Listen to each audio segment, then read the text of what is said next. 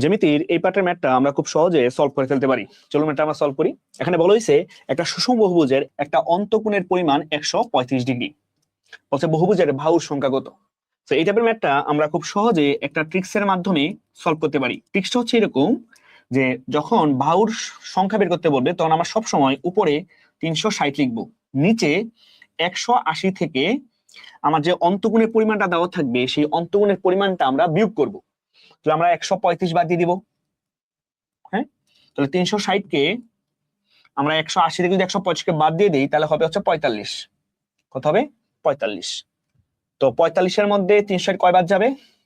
90, 45 90, তাহলে 4 নং 36, 8 বাদ যাবে। তো এখানে আসলে এই ত্রিভুজের বাহুর সংখ্যা যেটা হবে সেটা হচ্ছে 8টা হবে, যেখানে অন্তঃকোণের পরিমাণ হচ্ছে 135 ডিগ্রি করে।